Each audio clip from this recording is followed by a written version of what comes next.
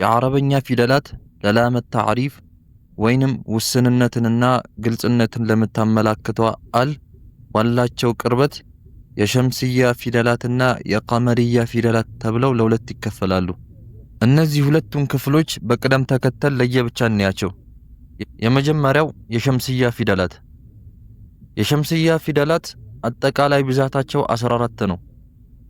እነሱም ታ፣ ሳ፣ ዳል፣ ዛል፣ ራ፣ ዛይ፣ ሲን፣ ሺን፣ ሷድ፣ ዷድ፣ ጧ፣ ዟ፣ ላም እና ኑን ናቸው።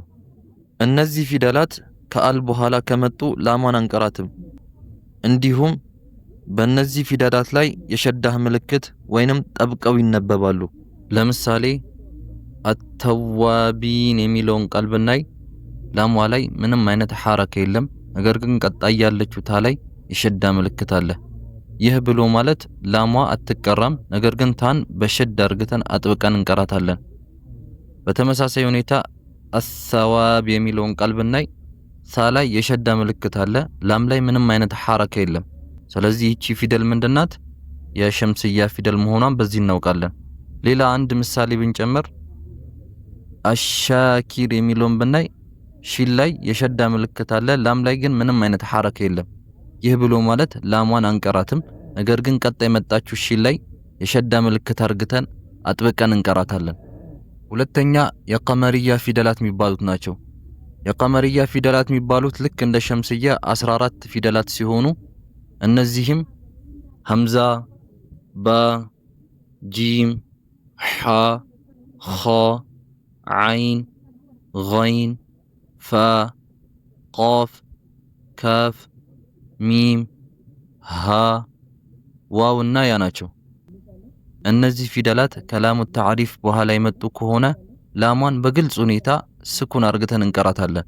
ምንም አይነት የሚለወጥ ነገር የለም። ላሟን እንደ ስኩን ባለችበት ሁኔታ እንቀራታለን። ለምሳሌ አልአወል የሚለውን ካየን ምንም አይነት የተለየ ነገር የለውም። ላሟን ስኩን አርግተን እንቀራታለን። ምንም የሚለወጥ ነገር የለም። ሌላም ምሳሌ አልቢር ስንል ላሟን ስኩኑን ግልጽ አርግተን እንቀራለን።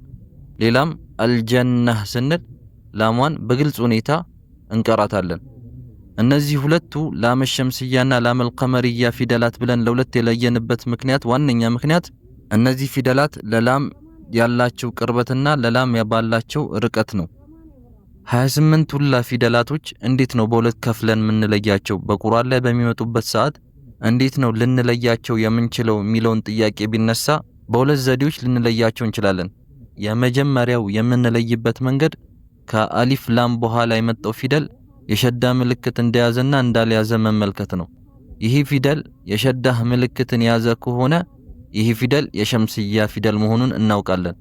ሁለተኛው ደግሞ ላሟ ላይ ምንም አይነት ሐረካ ያልተጻፈ ከሆነ ይህም የሸምስያ ፊደል መሆኑን እናውቃለን። ነገር ግን ከአሊፍ ላም በኋላ የመጣው ፊደል የሸዳህ ምልክትም የሌለው ከሆነ ላሟ ላይም የሐረካ ወይንም የስኩን ምልክት ተቀምጦባት ከሆነ ይህ ፊደል የቀመርያ ፊደል መሆኑን በዚህ ማወቅ እንችላለን። እስኪ አሁን ደግሞ እናንተ እነዚህ ፊደላቶች የሸምስያ ናቸው ወይስ የቀመርያ ፊደል መሆኑን ለዩዋቸው። ይሄ ምን ይላል? አዛሂር አዛሂር አዛሂር። ይህንን ስንቀራ አልዛሂር አይባልም፣ ምክንያቱም ላሙ ላይ ምንም አይነት ሐረካ አልተጻፈም። ቀጣይ የመጣው ፊደል ደግሞ ዟ የሸዳ ምልክት ስላላት ዟን አጥብቀን እንቀራታለን፣ ላሟን እንዘላታለን፣ አትቀራም። ስንቀራው አዛሂር ብለን እንቀራዋለን። ይህንንም በተመሳሳይ ሁኔታ ምን ይላል? ይሄ አራኪዕ አራኪዕ አልራኪዕ ካለን ይሄ ስተት ነው። አራኪዕ ብለን ላሟን ዘለናት፣ ቀጣይ የመጣችው ደግሞ ራ ላይ አጥብቀን እንቀራታለን። ይሄ ቃል ምን ይላል? አልፈታህ አልወዱድ አልወዱድ። ላሟን ግልጽ አርግተን ስኩኗን እንቀራታለን። ይሄስ አልዓሊም አልዓሊም። ላሟን አሁንም በተመሳሳይ ሁኔታ ግልጽ አርግተን እንቀራታለን።